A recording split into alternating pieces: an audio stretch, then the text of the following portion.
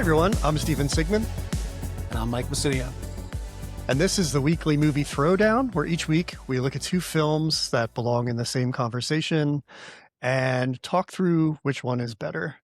This week, it's a battle of two Andy Weir big screen adaptations as we discuss Ridley Scott's The Martian from 2015 and match it up against Project Hail Mary from Phil Lord and Chris Miller, which is in theaters now. I think this is our first showdown where things are actually currently in release. And You might be right. Also perhaps our first space movies. Yeah, and I was going to talk about that. I was going to discuss the whole space of it all. So I hate space movies, so that's probably a part of why we haven't done any yet. see, we have never talked about this, but I was gonna. Yeah. That was kind of where I was leading with this. I have always said that I hated space movies, but I'm starting to reassess my thoughts about it as I watch them. I'm starting to think that maybe I've been wrong about my feelings about space movies. But we'll Really? get into it. We'll talk about it. Okay.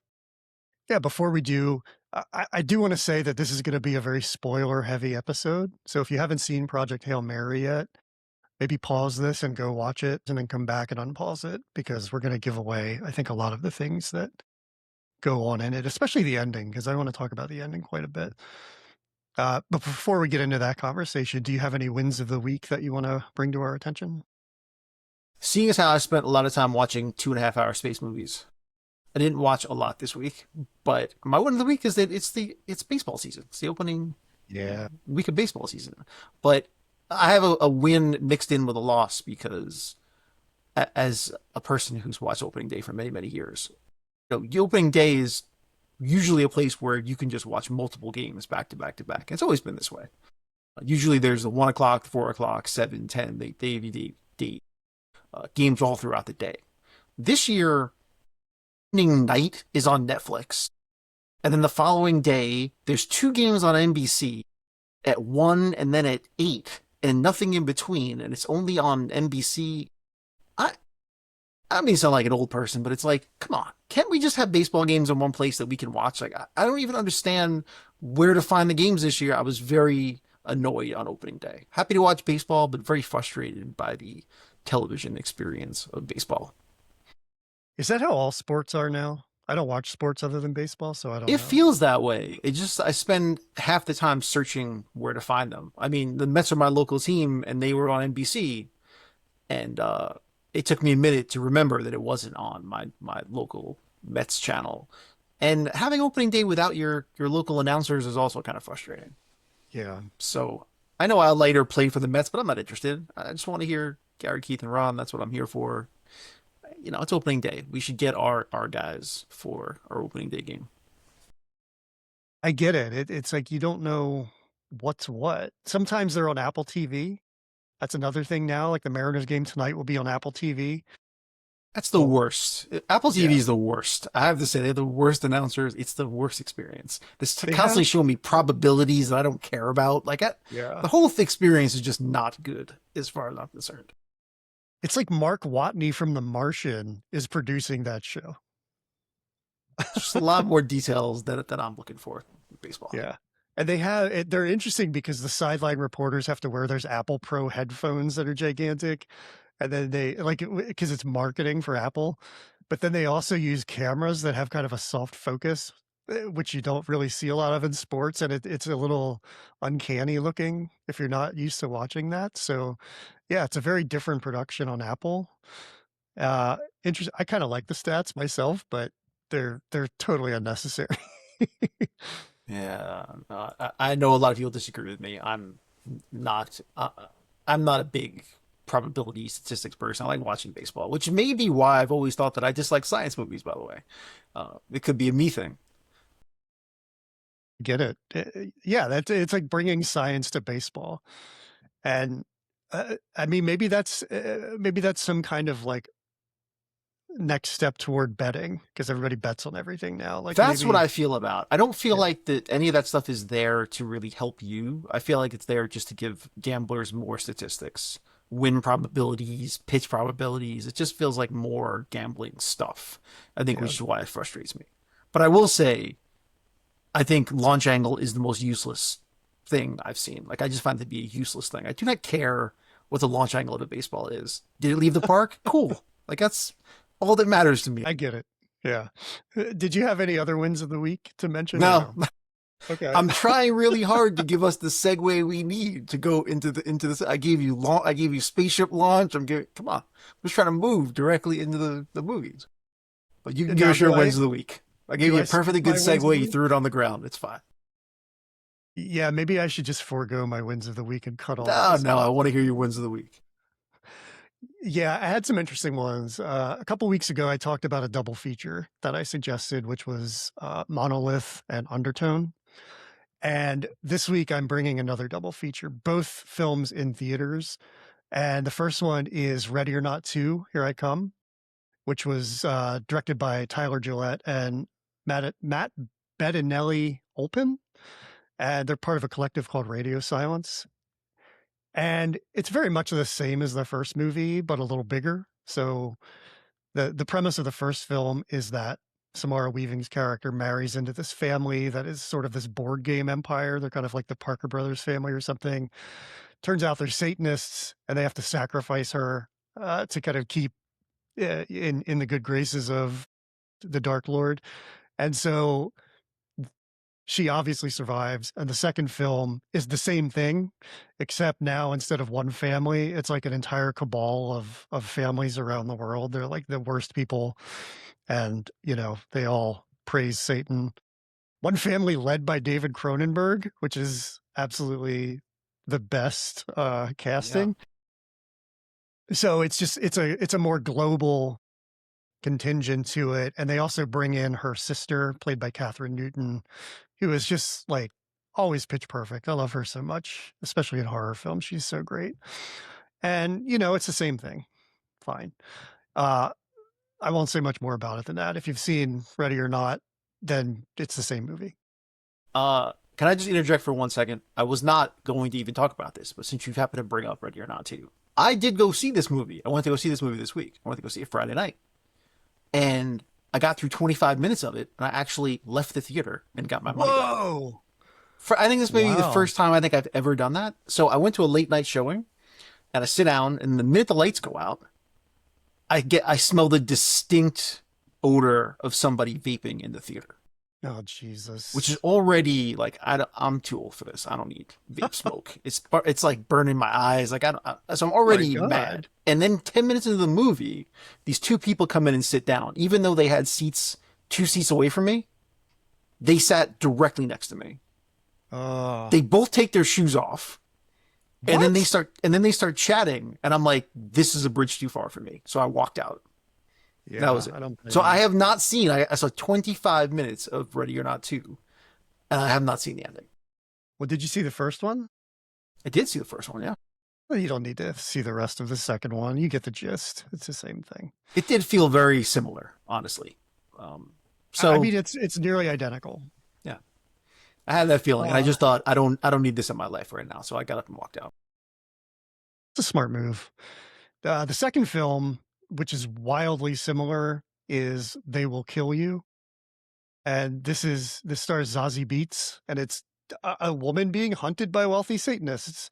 It's either like a stroke of genius to put this out 2 weeks after Ready or Not 2, or it's completely stupid. I don't know. Well, I guess we'll see what the box office bears, but it's the same film essentially with a little more story set in a hotel. I saw the Uh, trailer for this and thought exactly that. Like, I couldn't believe that it was coming out the same time as Ready or Not 2. Amazing. it has a little more of a comedic tone. It almost feels like kind of Tarantino-esque in some ways, where it's super violent, but it's also very funny. It's directed by Kirill Sokolov, who's a Russian director. I've never seen his work before, but it seems like a lot of it is very much in this world of sort of stylized violence. So this is very much like the other films, from what I can tell. Pretty good cast: Zazie Beetz, Rosanna Arquette, Heather Graham, and Tom Felton. It's fun. There's a little more story to it, like I said. And I think if you have to see one of the two, if you've seen Ready or Not, go see They Will Kill You. But it's fun to watch them both, you know. So if you're looking for a double feature, check it out. You want a really long segue? Yeah. A long walk to a segue? So this Okay. reminds me of another time where two of the same movies came out about the exact same time, which was around 2000 when Mission to Mars and Red Planet both came out. That's right. Both movies about Mars. All right. But we're not talking about those. We're talking about a different movie about Mars. We're talking about The Martian. So That's right. The how's that? Martian. How's that long walk into a segue? You got it. You got us Thank you. there. Thank you very much.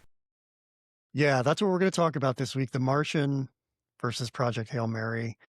Both, by all accounts, wildly successful films. I know the Project Hail Mary hasn't made its money back yet. It just is in theaters now and was released last week. But boy, shot out of a cannon, this thing. So far, it's you know, making over $100 million opening weekend Yeah, worldwide. the most successful movie for Amazon since they bought MGM. Yeah. So I mean, they needed something like this to kind of get into the realm of the big boys, and this is the one. And yeah, this is pretty obvious, this pairing, both written by Andy Weir, the books, both adapted by Drew Goddard. I think this is one of those instances where you can really see the directing and what a difference different directors make, because the material is so like the same, not the same, but similar themes, similar content. And yeah, it's going to be fun to talk about just how different you could tell a similar story depending on who's in the director's chair. I agree. So let's What take it, one quick beat. I'm gonna throw a topic out because you mentioned that you hate space movies, and I always said that I hated space movies. So let's just do 2 quick minutes on that because I wanted to know why you have disliked it. I can tell you exactly why I've always said that I don't like space movies, why? which is that I saw 2001: A Space Odyssey and thought this is the most boring thing ever. And then around the same time, I read a book adaptation of the original Star Wars movie. Hmm. And the first 40 pages of that book are just descriptions of sand. And I thought, Whoa.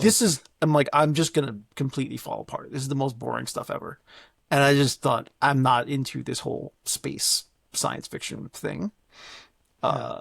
And I carried that with me for a long time. I will say, as I've gotten older and I've watched a few more of these types of movies, I've enjoyed them more. Like I enjoyed Gravity and a couple others. Obviously, everybody likes Star Wars, but these two movies as well. I actually really liked both of these movies. So maybe I don't dislike space movies as much as I thought. I just dislike dull space movies. I I look at space the way I look at the ocean. They both terrify me because they could just kill you in a second. And they're both just vast and empty. And that feels like inherently dangerous and inherently boring at the same time to me. And so I'm not interested in uh the disconnection. And I think what both of these films do, I mean, The Martian takes place primarily on a planet, but Project Hail Mary kind of takes the space idea and really just puts it all in one ship. And there's not a lot of space in it necessarily. Right. And I think that sort of adding that humanity to it makes it far more interesting to me. But, and Star Wars kind of does that too. But just the idea of space and being in like a space movie, just it's not something I look for because I just feel disconnected from it. And I completely same agree. with the water. Yeah. And the issues that you can have with space movies, I think, is that you can go one of two ways. You can try to find the humanity within it, or you can try to go really technical about it. And it's a delicate balance. If you get too hard into the science or too much into the minutia of things, it can really drag it down. You have to figure out a way to keep the human element, at least for my opinion, in order to enjoy it. I think that you very much need to keep the human element in it, or you just get lost. You literally get lost in space. You get lost in all the dullness of actual space. Yeah. I don't know. It's hard to say, but I just think even something like I remember I just started to watch Avengers not Endgame, but whatever the one was before that, I forget. Infinity War. And yeah, and it starts on a ship, where Mm-hmm. they with the Hulk and Loki and Thor, and even that, I just turned it off midway through that scene because I thought, well, Marvel is not as good as I thought it was back when it was like the hype, but also that setting is just super boring to me.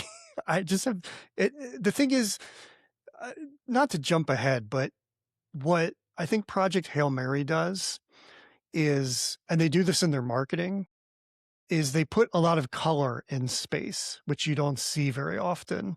See it a little bit in Interstellar, especially in Interstellar's marketing. I'm going to go off on like a marketing tangent here, but that warmth brings an entirely different element to a space movie. And the set building in Project Hail Mary does that. There's a lot of color, there's a lot of like warm color.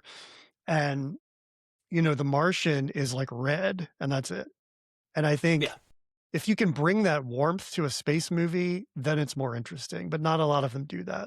But I will say, in terms of The Martian, I think the reason they were able to get away with that a little bit more, just the redness of Mars, is because you have a lot more of a mix with what's going on Earth. Project Hail Mary spends, I think, I haven't done the math on this, but I feel like Project Hail Mary spends more time in space than The Martian does.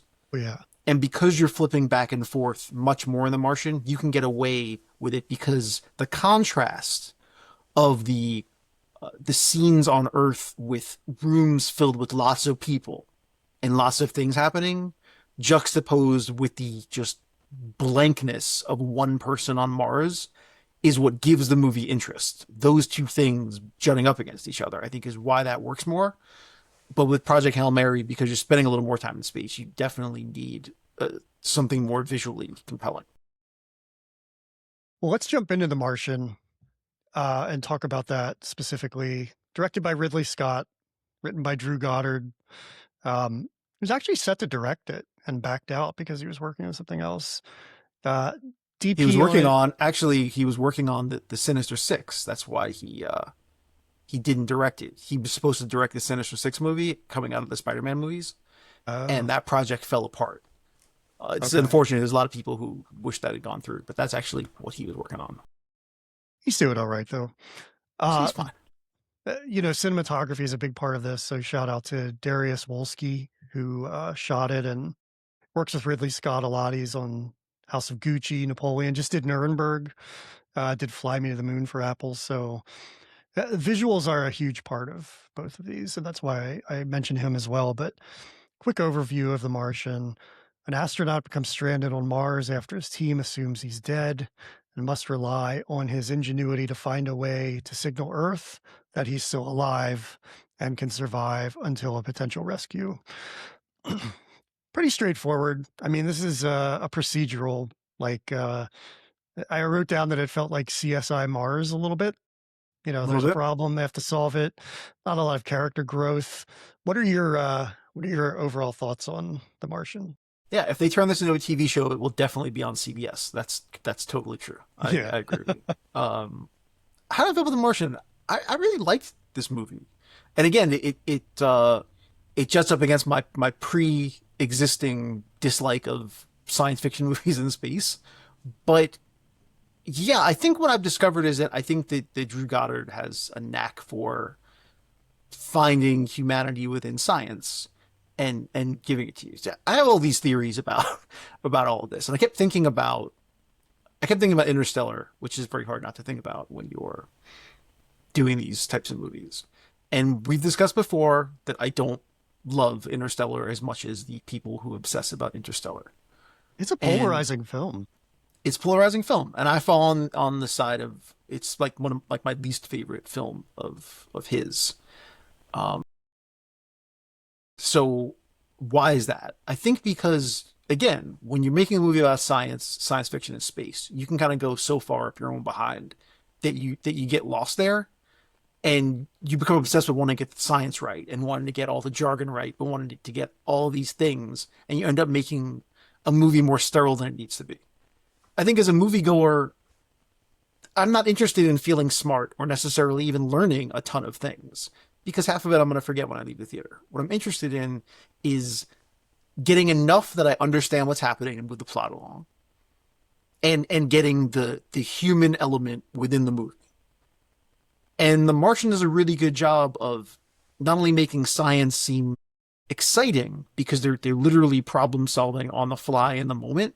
So there's an element of excitement in watching people problem solve with life or death stakes in real time, kind of. Uh, but also just trying to watch this person survive in a place that's completely uninhabitable. So, that's the key. Making me care about these people rather than caring about the science is to me what makes this movie work. It felt to me a little like Castaway with mission control attached to it. Like he's in that not I mean Castaway is in an inhabitable place, but it's a rough going and this is just kind of uninhabitable for the most part. And yeah, I think having that earth element of it and the conversation that they have really makes it more interesting that it could be. Yeah. So it's almost like two movies. In Mars, you feel like you're watching almost like a Stanley Kubrick movie because it's this complete vast emptiness. And then on the other end, it feels like you're watching an Aaron Sorkin movie because everybody's crammed into these spaces and they're talking really Yeah. fast about jargon. And maybe that's also because it have Jeff Daniels doing I was gonna his say, his stern Jeff Daniels part. He kind of yeah, plays, he can do almost anything, but this particular like jerk know-it-all Jeff Daniels character, that's what he's doing here. yeah. So you add that element, it feels very Aaron Sorkin-ish with quirky characters who are just geniuses running around. So that was my feeling. You're mixing those two elements of stories together into one movie. And it works for me anyway. It does. I can see why people really flocked to this film. It did quite well. And I mean, it was nominated for 7 Oscars, I think, including Best Picture, famously nominated for comedy or musical at the Golden Globes, which I think it won, right? But I think it did. yeah. And, that was the first time where people were, at least to my memory, where people were starting to question that category. And it's remained questioned ever since. But yeah, I definitely get that Sorkin feeling as well. And Jeff Daniels, I've never seen anyone deliver horrible news like he does with complete indifference, the way he's able to do it. And yeah, he's basically Will McAvoy here from the newsroom. And that Yes, he is. is just uh I don't know if he does anything else but that. I kept thinking back to Dumb and Dumber and like he's kind of that, but funnier in Dumb and Dumber too. I mean, there's a little more range there, but that's kind of what you're getting with Jeff Daniels when you see him. And they really populate the story on Earth with some interesting characters, like you said, and great actors. And I think, that there's a warmth to them that you lack on Mars. And I think the Watney character, there's not a lot of growth from him. And I think what a big difference is between these films is that uh I wrote down that the difference to me is spirit versus heart. I think Watney has a lot of spirit, and it's almost like he's like into it to see if he could do this from the beginning in a way. So you're just kind of going along as he's like sciencing the shit out of this and I want to be Iron Man. So there's not a lot of change for him. And there's also not a lot of heart there. There's a lot of like head involved. But at the same time, I think Matt Damon is perfect to take that element and put a little bit of everyman in it and make it more relatable to an audience. I mean, he's a movie star, and that's why he's in this. And it's the same for Ryan Gosling. I mean, if you put somebody else in that role, I don't think it's gonna land the way it does with Matt Damon in it. He's a Yeah, smart ass, I was thinking great. about this a lot. It's really hard because these movies are similar in that way to not think about Matt Damon versus Ryan Gosling. And you're right. The choice of actor, I don't want to pit them against each other necessarily, but the movies fit the actors. Because to be honest, Matt Damon is great at giving you an everyman feel. But he's not as charismatic as Ryan Gosling. And that is the difference too. So you root for them in different ways just because of how they come off on screen. I wanted to pause for a second and just talk about Matt Damon as well. Though, as I was watching this, it just kind of reminded me that I feel like Matt Damon. It's hard to say he's underrated, but in some ways he is a bit overlooked when we think of the best actors of this generation. I think that it's partially because he's perfectly fine with taking secondary roles as well to larger actors. Clearly, his relationship with Ben Affleck, but even with George Clooney, in a lot of ways, he's acted in a couple of George Clooney movies that Clooney's directed.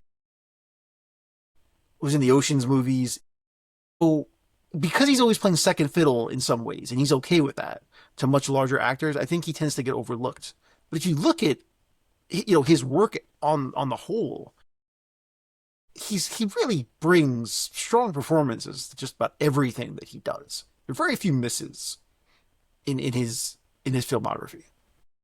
He kind of bridges the gap between movie star and character actor in a way really well. And I think, like people talk a lot about Brad Pitt doing that. I would argue that Brad Pitt isn't as much of like a movie star persona on screen as he is a character actor.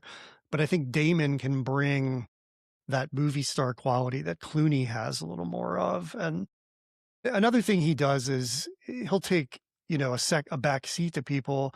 He also shows up in a ton of cameos and things, Yeah, especially Soderbergh movies. So he's great at just popping in and leaving a mark on a film as yeah. much as he is driving a Server film where he's movies. the only person. Yeah, he popped up in Drive Away Dolls. He popped up in those Kevin Smith movie, like early Kevin Smith movies. So you're right. He pops up in the strangest places. He's in Interstellar the year before this. That's right. This is kind of his space era. Him and Jessica Chastain both are in that.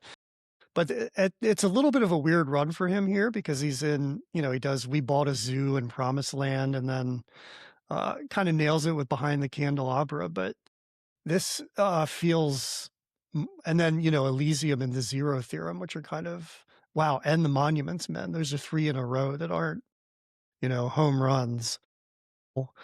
Coming from that and a little scene in Interstellar to just being on camera by himself for maybe half or more of this movie, that's a big jump. And he's perfect for it. He has the tone, I think, that Ridley Scott would have, like that Ridley Scott wants for this character.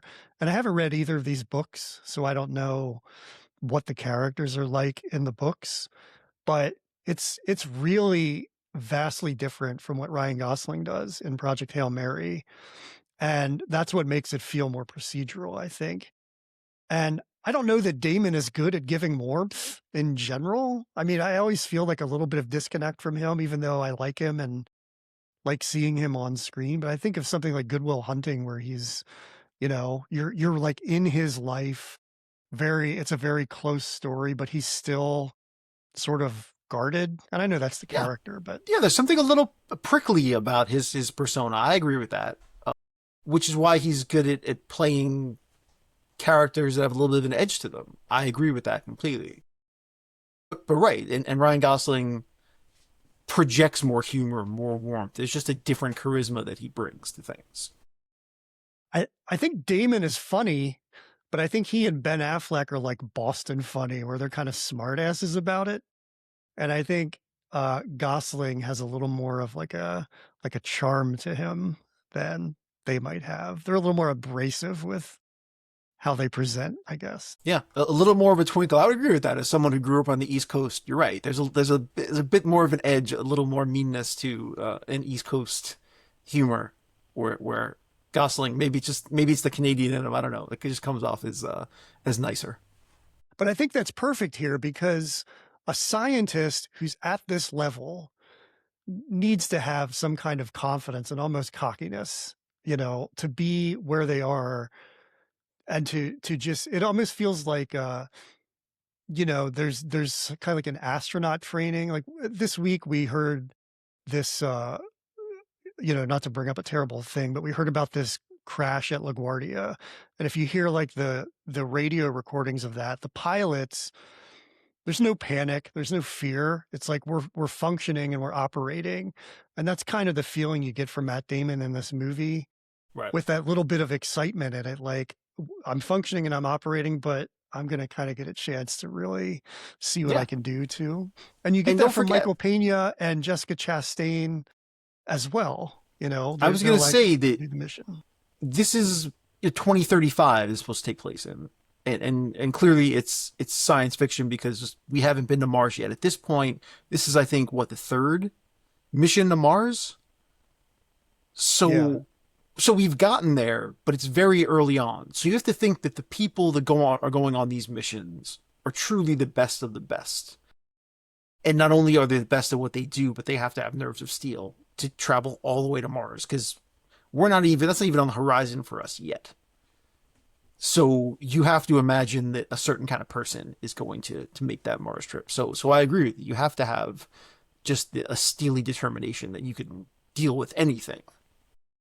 Yeah. And I think that's bolstered by the communication with the ground and the support that he has. And you also have the crew of this ship kind of out in their own, doing their own thing for a while, which is another kind of interesting side story. But then the three of them come together, and I think it's very uplifting. It's very hopeful, and those secondary performances, I think, make all the difference. And just to talk about Jessica Chastain for a minute, I mean, she's always like a boss. I mean, she feels like she's a boss, you know? And every one of her characters feels measured and in control to a degree, or sort of leading something. I mean, this isn't too far off from Zero Dark 30, where she's somebody who's kind of in this situation, but really taking control of it. And she brings that here, and Chiwetel Ejiofor is the same way. I mean, he's someone who's just very self-assured, and just the whole ground crew here. You know, we mentioned Jeff Daniels, but Donald Glover is kind of like doing his own thing and bringing a little comic relief on the ground as well. And Kristen Wiig is shows up in Yeah, this. It's interesting. I'd forgotten about that, so I was surprised to see her. But yeah, everyone there's competence everywhere, whether or not people agree or not. There's this. It's almost like a love letter to scientists and and uh, and space engineers. Just this idea that they are just a capable people who will attack challenges almost with joy, like they see a challenge and they go after it. So it's nice to see competence on screen and think that that is how we operate in the world. I found it interesting that they didn't reach out to the rest of the world more quickly because China has some ideas about how to fix things. And, you know, I would think that something like this would unify a little more, and it does in the end. But I wonder if that shows like the arrogance of the US and kind of their space program and their scientists. And that's a little bit of the arrogance that the Mark Watney character has on Mars until he hits setback after setback. So, I think this is a good message for collaboration and hope, which is something that we see in spades in Project Hail Mary, but it doesn't come in here really until Yeah, all it's other avenues are possible exhausted. that in this movie the reason it plays out that way is because the other space programs may not have even gotten to Mars yet, or they may not have the tools that are necessary to fix this. So it could be that, and that's why China's the only one that comes in because they're and I think the way they explain that as well, because it's possible that everyone's space programs are kind of secretive and they don't want to give up what they're, and that plays a little bit into this Yeah. where they almost don't want to contact the U.S. about what they are working on or what they're doing.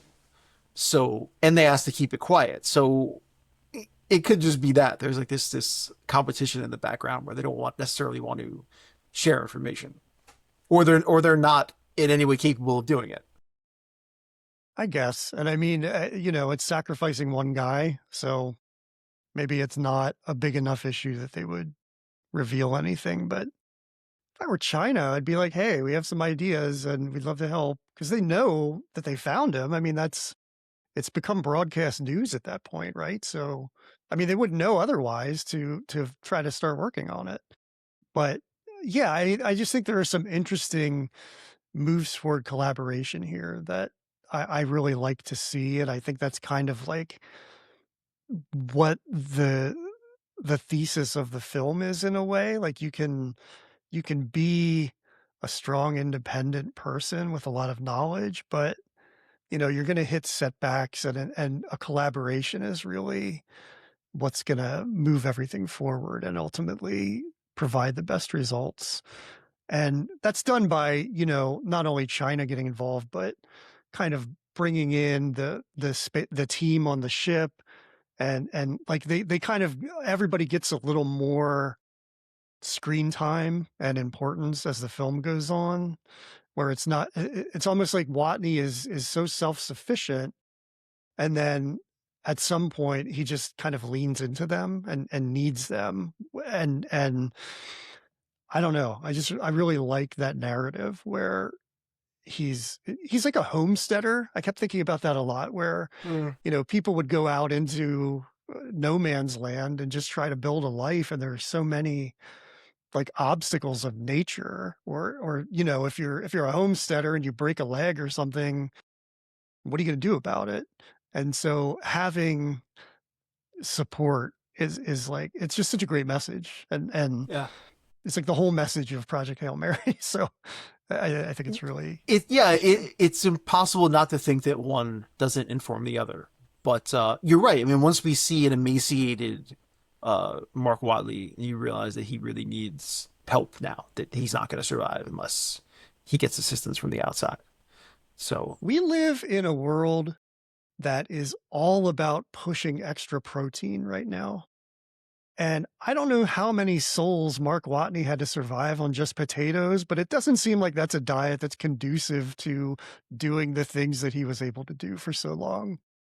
I mean, I know he's supplemented with other food a little bit, but all we see him eating is like French fries or big potatoes. And I as a person who eats a plant-based diet, you get that question, where do you get your protein? So I have to ask Mark Watney, where do you get your protein on Mars? you know? Let's talk about Ridley Scott for a little bit. I mean, this is kind of a return to form for him, yeah, because in the lead up to this, there's some hits and misses there.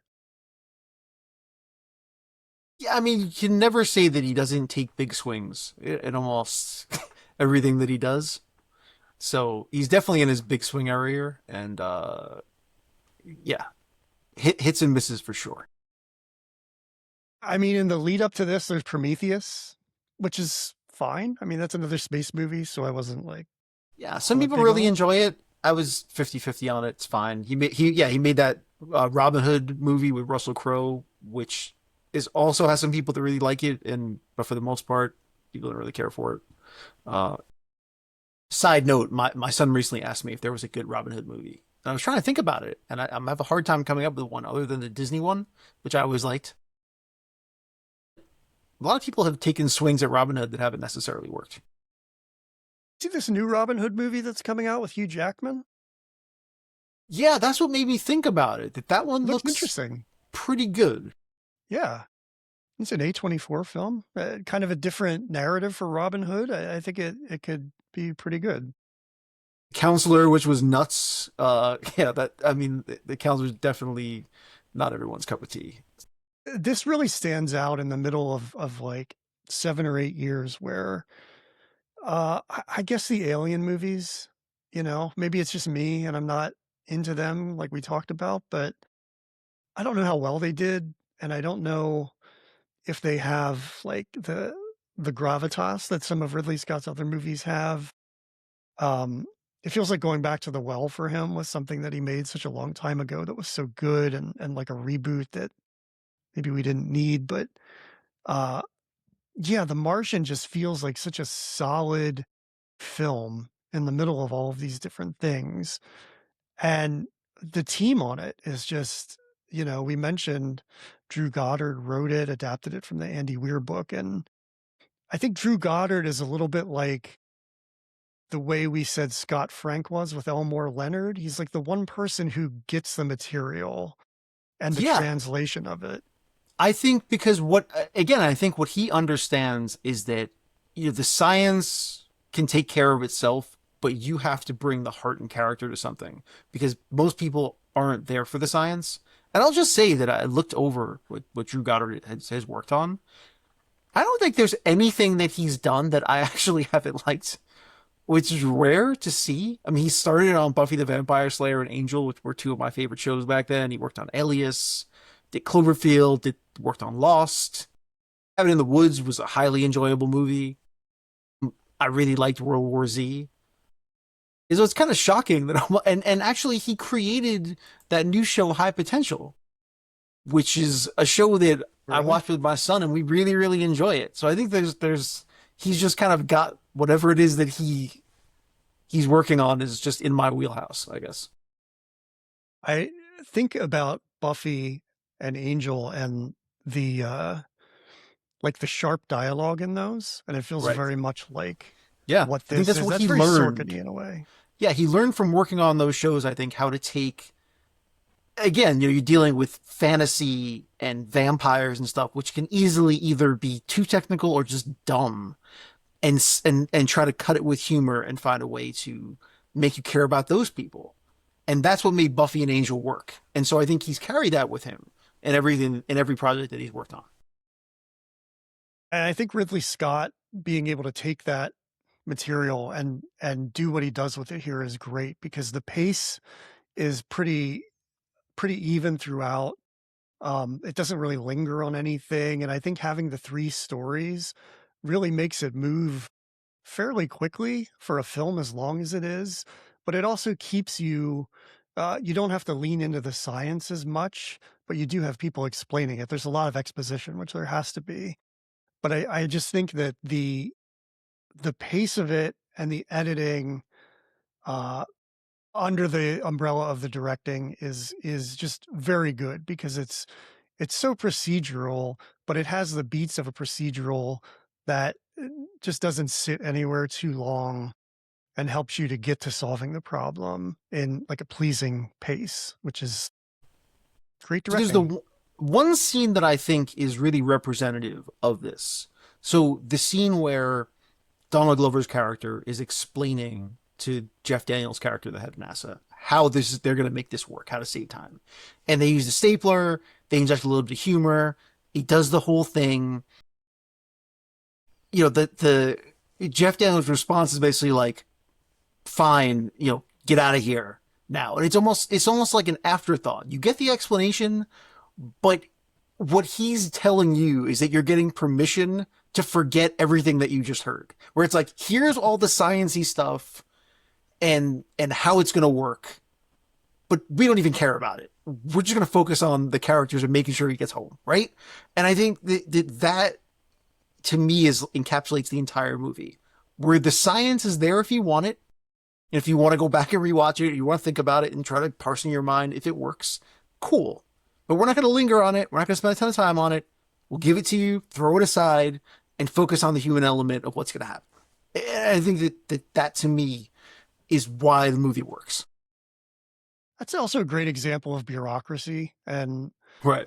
almost like a lack of urgency. I mean, I know there's an urgency to it. They avoid testing the rocket before firing it off, but that's a great example of like Sean Bean's character, is going to go behind his back to make this happen because he's like a baseball manager or something, fighting the front office. Like he wants to get something done, wants to be there for his guys. And then even though Jeff Daniels seems to be on board for the most part with everything, that's a moment where he's like, eh.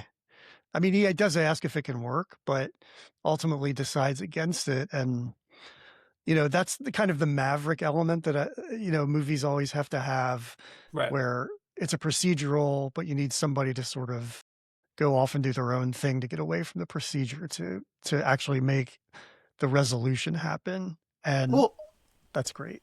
I think it also does a good job of creating tension where there aren't really villains. and we discussed this recently, like a movie with no villains, where Jeff Daniels is obviously like the heavy because he's the boss and he's the one saying no about things, and he asked for Sean Bean's resignation. But this is all expected. I mean, he is fulfilling the role he has to fulfill to keep NASA alive and to keep the government money coming and to answer to the people he has to answer to. But he's also quietly giving them cover to do the stuff that they know has to be done and understand there are going to be consequences to that. But he never really says no, no. He's like, no, I'm not going to do this because the bureaucracy prevents me from doing it, but you'll do what you have to do. Right. And I appreciate that they do a good job of walking that, where everyone is fulfilling the role they have to fulfill because that's what's expected. But, everyone gets to fulfill the role they have to actually bring them home. I just think it all works so well together. I just want to wrap this up so we can move on to Project Hail Mary. But this is like a really pleasing film, and I think it's it's a popcorn movie, but it's also not. I mean, it almost feels, what it feels like to me? It feels like an HBO miniseries.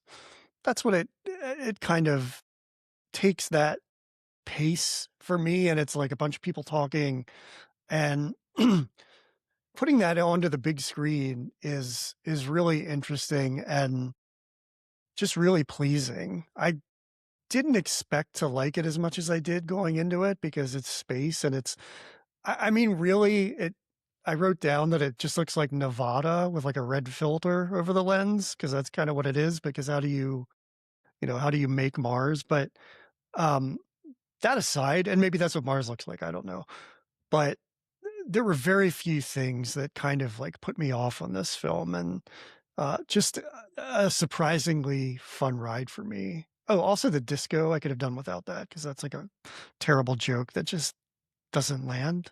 It was But fine the first time, but it came back a few too many times. yeah, yeah. But Although overall, I will 100% back using "I Will Survive" in any movie because that's a great song. But other than that, but so you yeah, mentioned two things as we perfectly segue to our next movie, where you brought up Castaway, but that is exactly what I thought of when I saw Project Hail Mary. Not necessarily The Martian, but Castaway is exactly what I thought of when I watched Project Hail Mary, and it made me directly compare Ryan Gosling to Tom Hanks, which I think I saw one other person do. It very much made me think of that, where very few people can pull off that type of thing anymore, and it almost to me is like Gosling coming for Hanks's crown of really likable everyman. yeah. But he's way cooler. Sorry, That's Tom. fair. That's Uh, fair. I'm not on board with Tom Hanks. I'm 100% on board with Ryan Gosling. You're not against Tom Hanks in theory, but every time we dive in, you find you like him a little bit more. See, so the ice is slowly melting. It's true. But it's true. And Hanks made Apollo 13, another space movie, which kind of works because of the actors they had playing those parts where you care about them. But yeah, I think that Gosling is definitely gunning for the crown. That's a great segue. So let's give you the details of Project Hail Mary real quick. Directed by Phil Lord and Chris Miller. First film in a while, actually. I'm excited to talk about that. Again, written by Drew Goddard from an Andy Weir novel. Director of photography on this, Greg Fraser. That's a big thing I want to talk about. He's someone who is so good, and he's not up there with like Roger Deakins when you think of cinematographers, but he's someone who we've seen recently do the Dune films, the Batman, the Mandalorian, the aforementioned Zero Dark 30. He has a really solid hand and a really good instinct for what he's doing, and I'll talk about that a little bit more in a minute. But also to note on this, which I think is really important, is Charles Wood, the production designer, and James Ortiz, who is not only the puppeteer behind Rocky, but also his voice. And that's a huge thing that we'll get into. Here's a quick overview of Project Hail Mary. Science teacher Ryland Grace wakes up alone in a spaceship light years from Earth As his memory returns, he uncovers a mission to stop a mysterious substance killing the sun and save the Earth. An unexpected friendship may be key. What are your overall thoughts on Project Hail Mary? Yeah, watching these back to back is really informative because I think that what you figure out is that what Drew Goddard learned from making The Martian, he brings directly to Project Hail Mary. What's interesting to me is I read an interview with him where he said that part of what he learned and brought, as far as he was concerned, was that you can leave the science in and people will go along with it. Uh, and they just let it, the science is fine. You don't have to hold people's hands and then everything will take care of itself. But strangely enough, I felt like The Martian had more science than Project Hail Mary. It's almost like to me what I thought he learned was to focus a little less on the sterile science and shoot more for being entertaining. And I thought Project Hail Mary was a more entertaining movie. It's funnier. Uh, it almost feels a little bit lighter. I know a movie about the end of the world could be light, but yeah, that was what I took from it. It's almost like, but that could also be the directors involved as well. Yeah, Project Hail Mary, and you said popcorn movie as well when talking about The Martian. And that's exactly how I feel about Project Hail Mary. I think that it's a lighter, more popcorn fare type of movie. And when I was watching it, I was thinking Castaway, and I was also thinking, how on earth did Lord Miller get fired for making Solo, the Star Wars movie? Because this movie to me proves that they could easily make a Star Wars movie. I don't understand what it was that the Star Wars people didn't like about what they were doing. Because this to me actually felt more like a Star Wars thing than some of the Star Wars things that I had seen in the past decade. What I heard about that is that Lawrence Kasdan, who basically created Han Solo, he was the voice of Han Solo, wrote the dialogue and stuff, just wasn't into the tone that they put into it, so they brought in Ron Howard. But yeah, I don't know. I would have loved to have seen that. You mentioned popcorn movie, and I've read a ton of reviews for this, and a word that keeps coming up over and over is crowd pleaser. I see it in almost every review, and I get it. I mean, everything you said about Drew Goddard and the science, I think what he does with the Ryland Grace character, I mean, right off the bat, you have him explaining it to a middle school class. And that's basically like what the film is doing. That's what they're thinking is like, let's explain all of this to a middle school class. Just let And me interject and say one thing that yeah, piggybacks on that. So you're exactly right, because The Martian is a movie that my youngest had a little more of a difficult time with. We went to see Project Hail Mary, and he loved Project Hail Mary. And part of it is exactly that reason. Right from the get-go, they're kind of telling you this is going to be a movie that even younger kids can follow, because we'll give you the science, but it's not as heavy, and we'll give it to you in a digestible way. So you're 100% right. and there's a puppet. I mean, And there's a it's for puppet. kids. Right. I think in a lot of ways, this really goes the opposite direction of The Martian.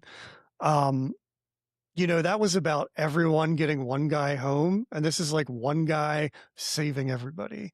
Yeah. And I just think it really goes from the macro to the micro, which is so much more appealing. I really enjoy The Martian, but I think that's the connection I was talking about in space. I mean, it's so cold, and it's not, you can't connect to it.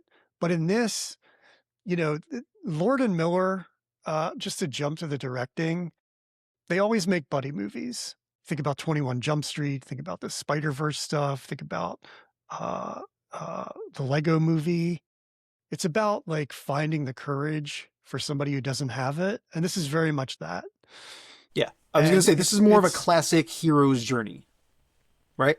yeah, it has an arc, which basically The Martian does not. Ryland Grace has an arc, and he's going from coward to hero, and it's beautiful. And I think in the vastness of space, like I said, the warmth of the sets, goes a long way. And these are all practical sets for the most part, which is amazing. There's CGI in it, but there's no green screen. They Rocky's a puppet so that Ryan Gosling wasn't acting against a tennis ball. And I think you absolutely need that. And I think that also speaks very much to the sensibilities of Lord and Miller as directors. There's so much heart in everything they do.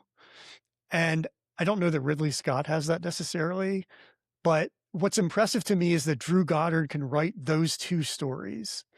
I haven't read the books, so I don't, perhaps credit to Andy Weir for writing those two stories so wildly different. But for Drew Goddard to give Watney kind of the persona that he has, that's very calculated and like, I just need to get this done and it's exciting to do it, to Ryland Grace being sort of cowardly and finding this courage.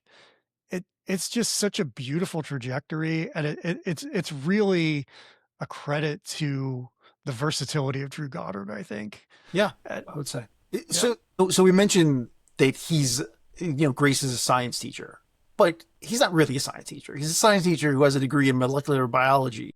And that's really what it's about. It's about a person who had a setback and no longer believes in themselves.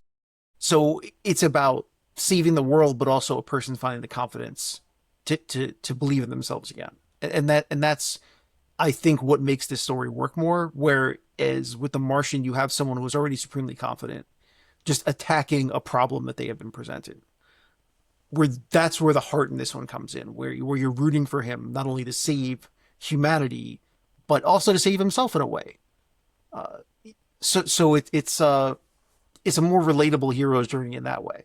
And you can also see that there's a loneliness to it. Not only does he wake up alone in space, but even before he goes to space, he's a person who's hiding in a classroom and doesn't seem to have much.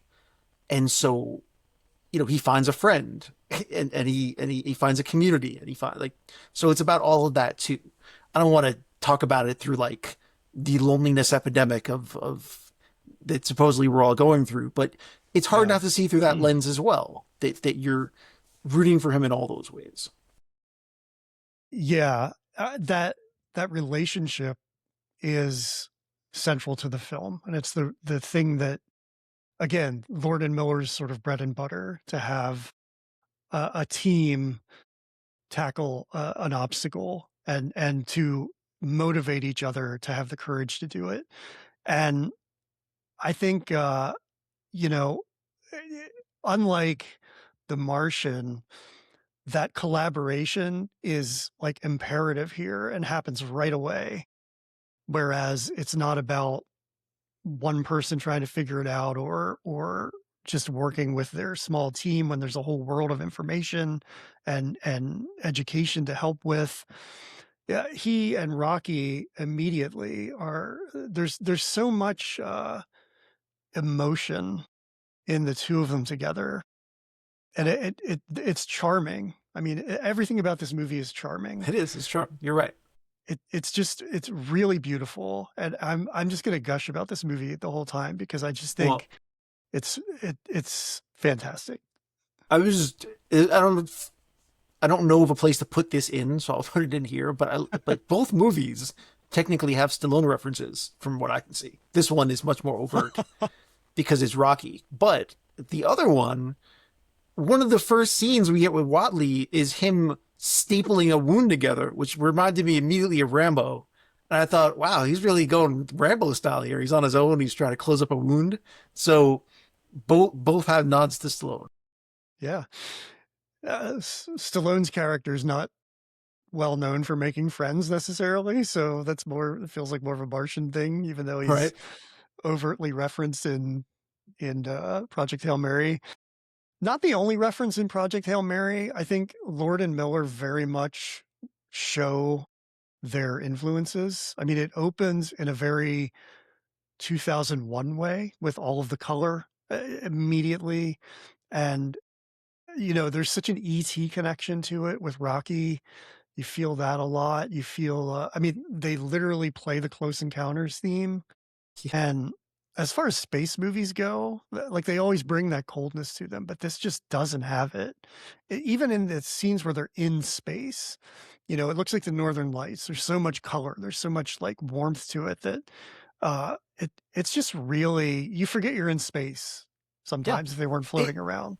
it's impossible not to think that Lord and Miller are basically the logical progression of Spielberg and Lucas. And that's deliberately what they're trying to do. It's hard not to think of Spielberg and Lucas when you're watching this. It's just like they've internalized all of those things, ways to make space movies fun, ways to make alien movies fun, to make it universal for all ages to watch, and putting that back out. And it's been a long time since we've seen someone that's been able to take that mantle. So it was exciting to see that someone seems to have finally cracked that code again. It's really interesting that you say that because the Spielberg element, as we've established, the tone of his films aren't really my cup of tea, but this feels like a little edgier version of that, I guess. Yeah, And it's more appealing to me because of that. And I agree. I think because of the period of time. I mean, again, Spielberg's making movies in the 70s and 80s, a slightly different thing. And that's what I think you're right, that they figured out how to take that heart but bring it into the 2020s, which are a little edgier by nature.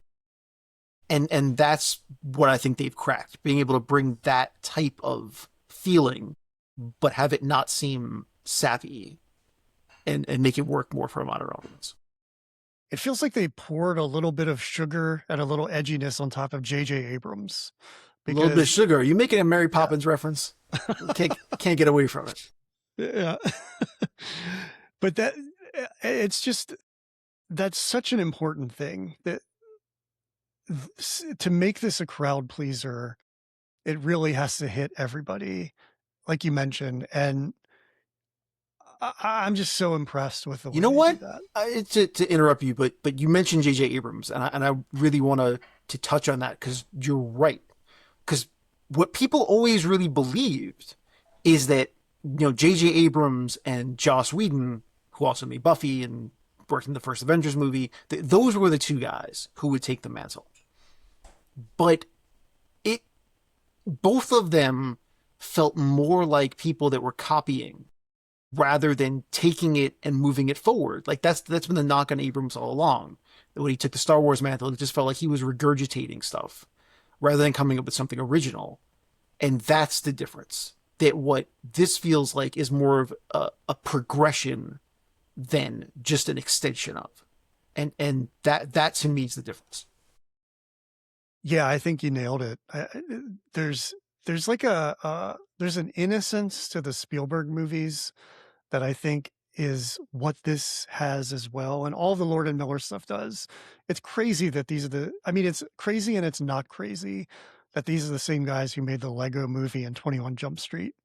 I mean, those feel like on paper they would be wildly different films, but they're all so very similar because of these guys. And it has that innocence to it, but it also has kind of a coolness to it, like a cool nerdiness in a way that I don't think Spielberg has. And I think Abrams had that a little bit, but I think he tried too much to be like Spielberg. That's an influence that he 100% was wearing on his sleeve. And these guys just take that influence and make it their own. And it just works so well. It really, I just can't say enough how much I connected with this film Yeah. But it's not because surprising that the guys that made this movie made the Lego movie. Because when I saw the Lego movie, it felt like a revelation almost. I mean, no, there is hardly anyone that expected the Lego movie to work. You saw it on paper and you're like, this is probably going to suck. Like a lot of other, toy adaptations have done. And they took that and made it into something that was shockingly heartfelt and entertaining and funny. And you thought, wow, they really had something. Having seen Cloudy with a Chance of Meatballs, which is the first thing they worked on, I wasn't completely shocked because that movie was surprisingly entertaining as well. But yeah, the Lego movie just felt like I did not see that coming at all. So it does feel more believable that they could take something like Project Hail Mary, which is could be very sterile and cold and make it universally entertaining. It feels like Spielberg with a little bit of charm and a lot of wit. Like it's very witty. And I think that's the difference. Um, I'll never forget seeing the Lego movie. I was out in LA visiting some friends and we went with their son who was, I don't know, 7 or 8 at the time, literally on the edge of his seat watching that movie. I've never seen a kid just sit forward and be so fixated on something before. And I was as well. I wasn't like sitting on the edge of my seat like that, but I was really into it. So again, that's that like spectrum that these guys connect with through their tone and their wit. And it's just really they're just excellent filmmakers, especially in a time when everything is so cynical and just kind of dark lately and edgy. And I think these guys soften the edges a little bit and just bring heart to it that a lot of other filmmakers don't necessarily have. Yeah. In a very cynical world, it's hard to make movies with heart and not have people reject it because it feels too sappy or silly. So you have to sell it in the right way. And it's a fine line. And as a person who is very cynical by nature, it's yeah, it's hard to make it work. So I do think they have to be commended for being able to make that work. I will say too that as we're talking about this, I think this is surprising even to me, but I think that's what Tom Hanks brings as a director, at least to That Thing You Do, which we talked about last week. Very Spielbergian, as we mentioned, but I think he has a little bit of witticism that Spielberg might not have, and they're just slightly edgier. So I never thought I would be like a big Tom Hanks directing fan, but as we're talking about Lord and Miller, I see a lot of similarities in the tone and the feeling of both of those films, which is Yeah, very I can see that. interesting. Oh, I don't know if you wanted to segue out of this, but talking about the cast real quick. The other Hmm. thing we talked with the Martian is you talked about the lack of international cooperation, and maybe they took that note because I mean Yeah. this movie it feels as a much more diverse international cast, and it really does feel like the entire world is pitching in to help.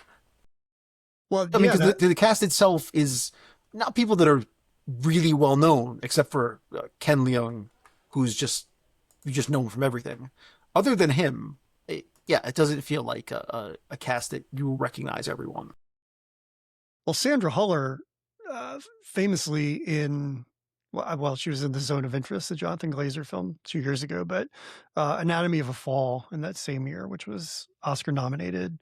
That's kind of where I first saw her, and she's she's basically the Jeff Daniels character here. I mean, she is, although she's not worried about covering anybody's ass to let them go do something. She's just going to do what she needs to do. Yeah, I And mean the stakes are a that's bit great. different, saving one person versus saving the entire universe. So yeah, I Well, get it. that's why I think it's a global project instead of one country, so it makes sense. But she is just cold and needs to get the job done, but has this beautiful moment where all of that drops, kind of, when she sings a Harry Styles song at karaoke, which is just comes from out of left field, but it's such a great touch and wasn't in the script. It came about because Ryan Gosling, who's a producer on the film, heard her singing one day down the hall on the aircraft carrier and was like, "You have to sing on camera." And so she wasn't sure about it, but ended up being convinced to do it. And it's a crazy point in the film because it almost feels like an 80s romance in a way, because Ryan Gosling's character kind of perks up and there's like that shot of him just noticing, and that feels like an officer and a gentleman or something, Let me even just though there's no say, romance. yeah, I'm glad you mentioned that too, because I also think in a lesser movie, in a cheaper movie, there would have been something between the two of them, and it would have ruined everything. So I very much appreciate the fact that there is no useless romance in this movie, other than between Grace and Rocky. But besides that, because any real romance, there's no time for this. The world is ending, but in a lesser movie, they would have figured out a way to shoehorn that in. So I'm glad. I was really happy to see that they didn't bother with that. That moment is all you need. It's a movie that shows that she does have humanity, and it's a bonding moment for everyone. But there are more important things to do. And she even says at the end, she's like, "That's all you're gonna get.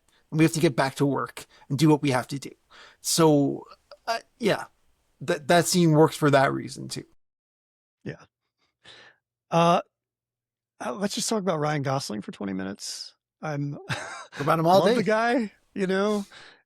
We've done several of his films in the past few weeks. We did The Nice Guys and Crazy Stupid Love. And if you've listened to any of those episodes, you'll know that he's winning me over more every week. I've gone back and watched probably 10 of his other films. I won't do The Notebook, but I've watched all of his stuff with Nicholas Winding Refn. I watched no, it doesn't matter. I watched other things too. The Fall Guy, went back and watched The Fall Guy, which speaking of that, that was the first time we kind of saw him opening a film by himself. And, other than First Man, but it's the first like studio blockbuster that I think was really on his shoulders and expected to do well. And it didn't do as well. I mean, it did have Emily Blunt in it, kind of at like peak Emily Blunt. So that probably seemed like something they would want to bank on as well. Just didn't work. I really enjoyed it. You and I both love The Fall Guy as kids, Yeah, so I'm still makes sense. disappointed as to why that wasn't more successful. But But this is really him, like literally on his own. He's the only guy on screen, save for a puppet, for the bulk of this film, and is just so good. He's charming, he's humble, he's emotional. I mean, right at the beginning, you get a lot of physical comedy when he's coming out of the coma, and then you're getting what made me think of the robots in Tony Stark's like man cave. They're yeah, kind of goofy and trying to do things. But then immediately he gives these eulogies for his co-astronauts, people he had never met, and he's like emotional about it. So he does such a good job here of just a range of emotions. And I think I don't know if anybody else who could have done it as well as he did it, because you're I right. think he has that sort of sensibility that aligns with Lord and Miller in that uh it's kind of witty, but it's also heart-filled, and it's such a great performance. I can see some people thinking that there's a little too much humor in the movie. I don't necessarily have a problem with it. I can see that if anyone has a knock on it, it could be that. I think that when you're facing extinction, I see humor as kind of all you have left. So I don't really have a Yeah. problem with it for that reason. But yeah, I remember when Castaway came out. The first thought was, who wants to sit and watch a 2.5 hour movie of a guy stranded on an island, right? And it takes a certain kind of actor to make you care to sit with someone for that long. And as I said, there's at the time we are like, who else really could pull this off except Tom Hanks, right? And when you're watching Project Hail Mary, you're right. It's a similar thing. That's what I mean. That's why I feel like he's coming for the mantle, because there are very few actors I would want to spend that kind of time with alone on screen than Gosling at this point. He yeah, he just really locks in, and it's really what you see in all of the other films too, I think. But I think the directing, it just aligns when you have a director or directors in this case and an actor. I think Nicholas Winding Refn gets this out of him too, but it's a very different tone. But he's a versatile actor in a way where he can lock in with certain directors, and it's just a perfect combination. I get the humor thing, but it's almost like deflection for a while because he's That's what I very mean. You're dealing not. with this situation, and the humor doesn't make sense. You're right in that way, where how else are you going to deal with this ridiculous situation that you find yourself in? Um, but other thing I wanted to mention, we didn't mention the structure of the film, which I think is really important as well. And that was in the book, that the way it's structured, where it's structured mostly in flashback. I think that was a great choice of how to tell this story. That if you told it in a linear way, I don't think it would have the same punch. That you're, as you're watching him become the hero, you're learning that he was a coward. Uh, I just think it's a very effective storytelling tool that they use. Yeah, and I think that's, him getting his memory back because he has amnesia. So you're seeing him remembering things. Just like The Martian, you have one guy on camera, you have to break that up. And I think this isn't like real time communication with anybody, but I think going back and telling that story is such an effective way. And then they kind of come to real time. And I just think, just to go back to the idea of using humor for a second, he's so reluctant to take this journey that I think even for a while, e even when he meets Rocky, it's almost like he doesn't necessarily wanna do it because I kept thinking a lot about climate change when I watched this, and he just says flat out no to Sandra Huller's character when she says, "I want you to do it." And I would think, yes, it's cowardice, but I think what happens with climate change, they always say, and please don't email me about climate change. I don't really want to hear about that, but they always say climate change is a PR problem. And what it is it's so big that you can't wrap your head around what the problem is. And so you're removed from it and you're not as interested in it. Animal agriculture is the same way. And but when you see it up close, it brings this importance to it. And I think him meeting Rocky sort of did that. It showed him somebody who's directly affected by this, and that sort of like ignited him a little bit because now he could see what the stakes are and he's on board with this mission. And I just think that's interesting because how do you wrap your head around, every star is dying and the earth is gonna eventually go away. Like it's too big to grasp. But when you see one person or one alien in this case who's like, "Hey, my planet's dying and my wife is dying and all my friends are dead." That's that adds just such a weight to the problem. And I think that's probably why he decided to step up at that point and make it happen. I think that's honestly perfectly put. Yeah, it does a great job of taking a huge, impossible problem and shrinking it into a way that can be easily grasped. Yeah, exactly. The one problem I have with this film that it seems like a lot of people have is that it could have ended a bunch of times and it didn't. And so you get an ending that I didn't really love. Uh, it's a little different in the book from what I understand, where he does end up on Rocky's planet, but he gets an option. And I guess what they learn is that the Earth has had a lot of problems, even though they fix the astrophage. But in the interim, a lot of problems were caused because of it. And he basically gets the choice whether he wants to go back or not. Like they say, "Hey, we can start working on your ship and send you back." And he decides that he wants to stay on that planet. Um, what did you think of the ending? Yeah, so I'm glad you brought that up because my son read the book, and he was one of those people that was like, book is much better, and told me all these points about it.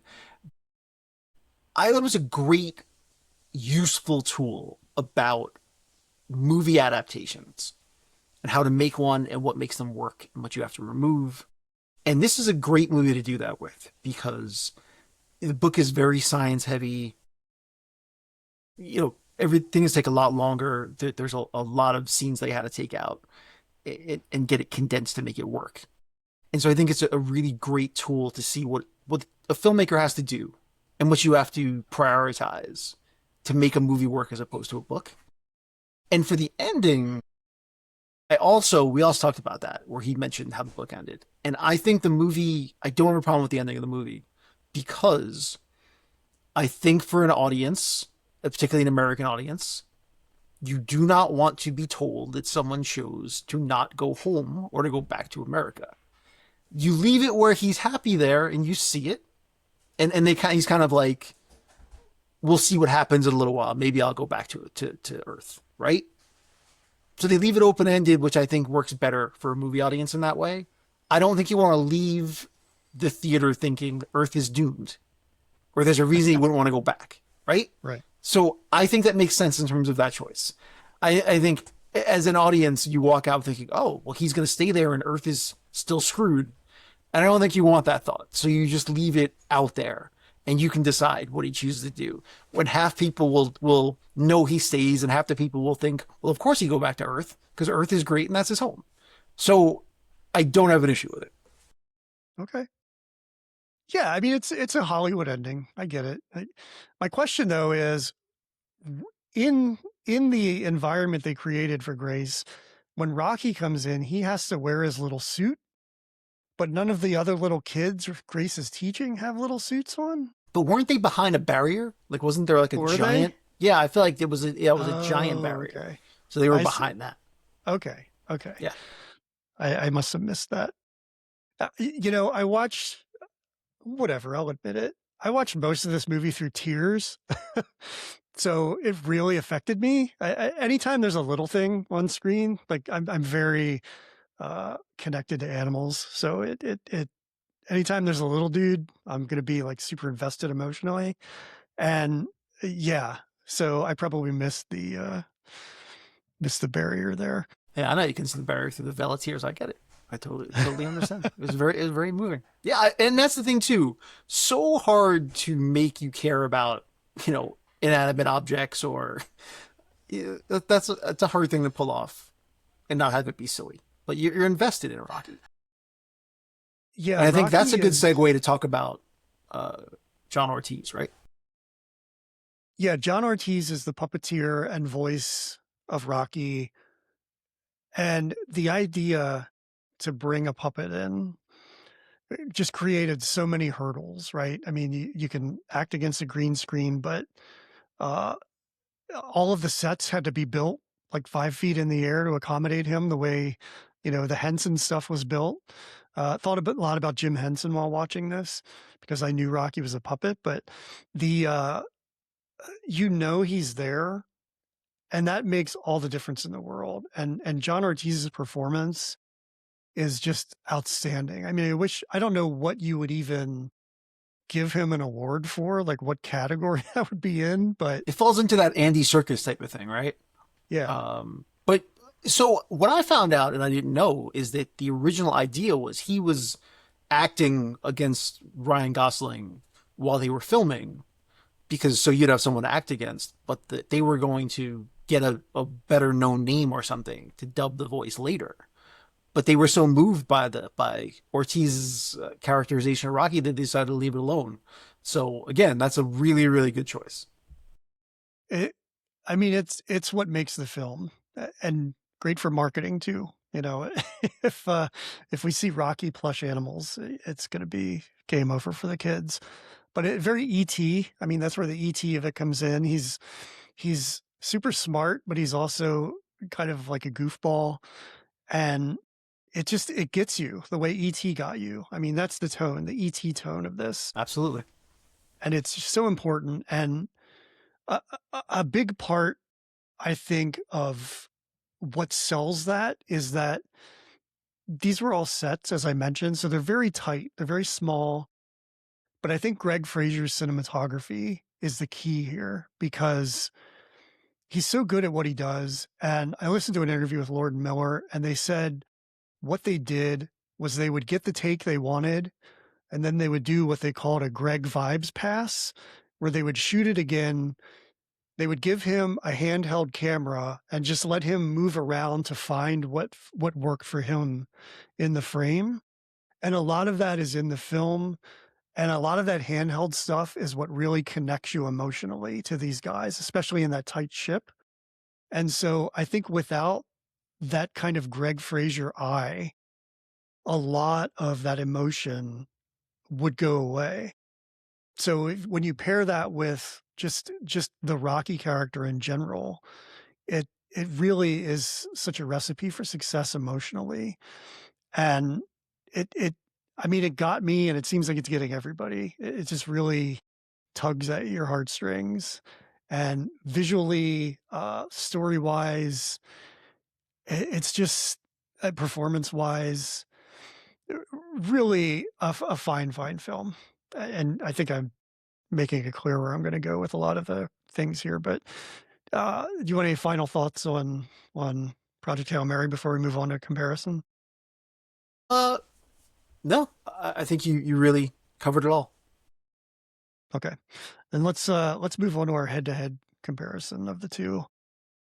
As far as story effectiveness goes, do you think there's a winner in either of these 2? Man, I'm gonna be honest. I think this one leans more towards Ty. Maybe because they're written by the same person. It's hard to say, but the story itself, both of them are effective in their own way. They're just slightly different stories, but I don't think one is particularly better than the other. As I said, the first one benefits from the juxtaposition of the two main parts, and this one benefits from the heart that you have of the character in space. So I wouldn't say one's more effective than the other. For me, I think The Martian works as a procedural, and the story is interesting because of that in the way it's told. But for with a character arc, I think the story of Project Hail Mary to me feels a little more what I'm looking for, just because it's not only procedural in the sense that they have to solve a problem, but there's so much growth in it, and there's just so much connection in it that you don't have a lot of in The Martian. So I really love The Martian too for what it is, but I think as an effective story,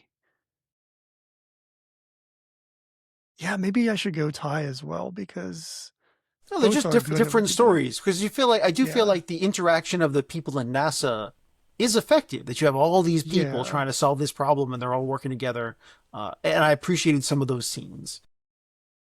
But you're right; it is more of a procedural, but doesn't mean it's not effective as a procedural. right.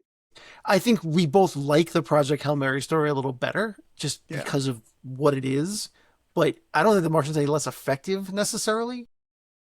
yeah. I think you're selling me on a Thai. I think I'm putting my preference into it, and I need to be objective That's here. fair. So Nothing wrong with that. I'm very scientific on this one. Cold and yeah, objective. we're the Watney and Grace on the Who would have thought podcast. in this situation you're the one with the heart through tears and I'm the cold uh, observer. Hard to Go figure. believe. Yeah. What about characters? Better characters in either of these? Yeah.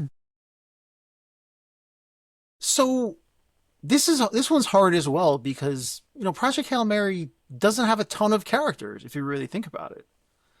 But because the characters that are in it are so well drawn and you're taken with them, I think it wins on that account. The Martian has many more characters, and you get time with more of them. But I don't really ever think you get to know any of them really, because they're all there to do their jobs. And because it's more of a procedural, you're just getting them doing what they have to do, and you don't get a lot of personality in it. Uh, whereas Project Hail Mary is all about you caring about the people that are involved. So I'm gonna go with Hail Mary on this one. I am as well. I think there are more flaws in Ryland Grace in particular, and I think that's appealing as a character because you get to see him go from one place to another. And Rocky is just the best. I mean, he doesn't necessarily have to grow all that much, even though he ultimately makes a sacrifice. But I, I, I just think it's more appealing to see messy characters. And I think for everything that happens in The Martian, you don't see a lot of messiness. There's a lot of confidence. There's a lot of self assuredness, and a lot of like jumping through bureaucratic hoops.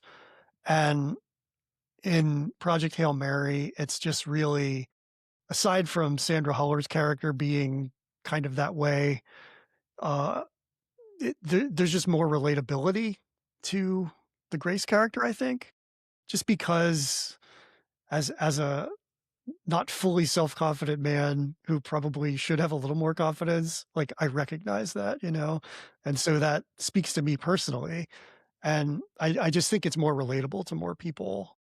So, yeah, I'm Yeah, gonna go Hail Mary on I that agree with one. that.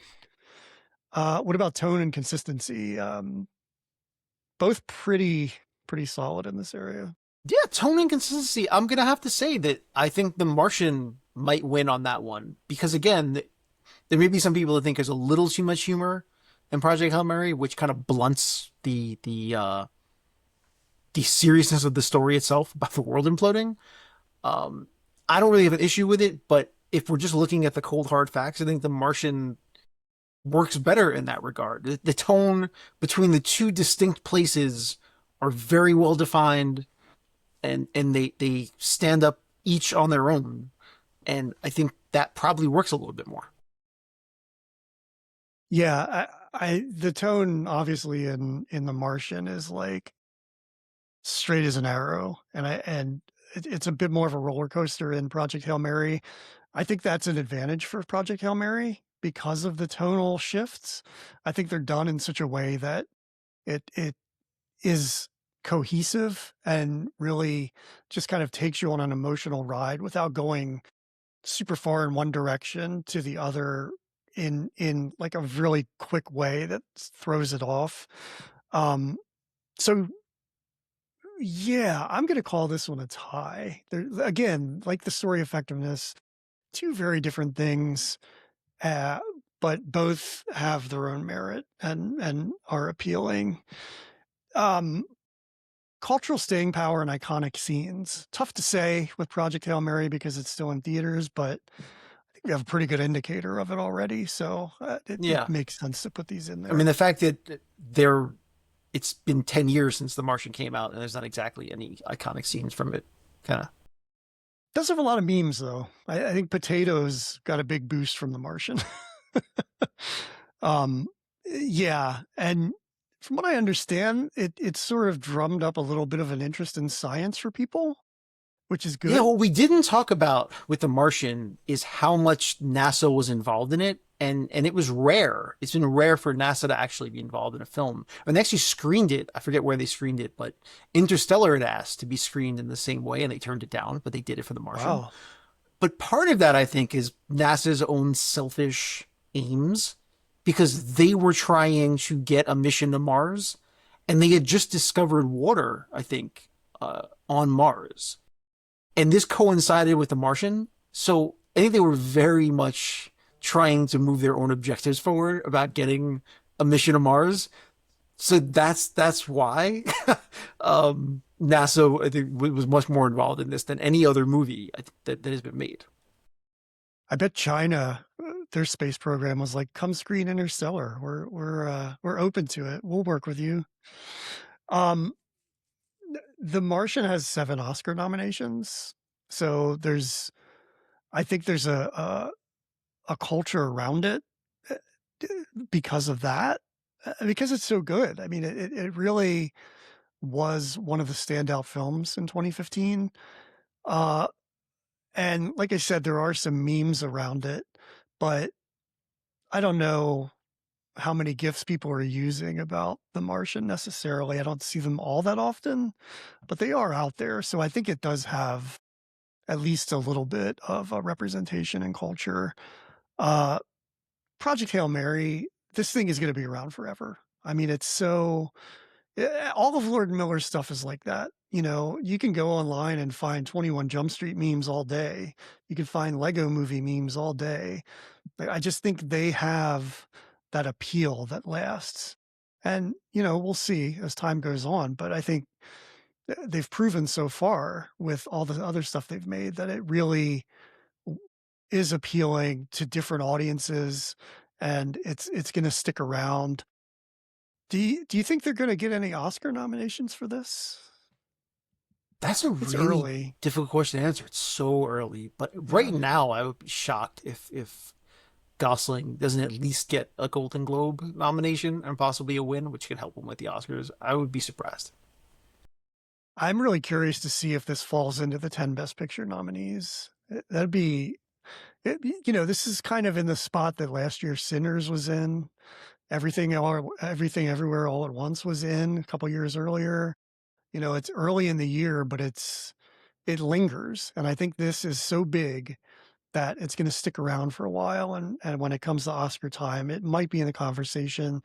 If nothing else, I think it could get, uh, it's going to go up against Dune because Dune's going to come out later this year. But I think I could see it getting some of those technical awards like Frankenstein got this year, maybe more of the below the line stuff.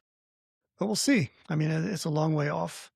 Um, yeah, so I think this is a hard one to say just because it's so new with Project Hail Mary, but I'm still leaning in that direction for this. I think it's Yeah, going to me too. have the staying I power. mean, you're gonna see like fist my bump everywhere forever. So it's Yeah, like, who are we kidding?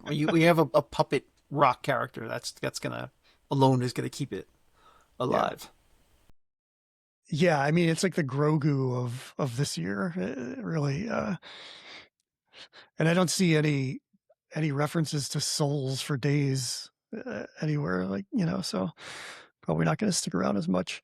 Uh, all right, well, let's total them up. I mean, we had a tie in story effectiveness. Which one did you pick for characters? I picked The Martian. I know. Well, I Martian. didn't pick Martian. I don't even remember what I picked. Jesus, I picked Yeah, Project Hail Mary. Jeez. yeah. So we're the same there.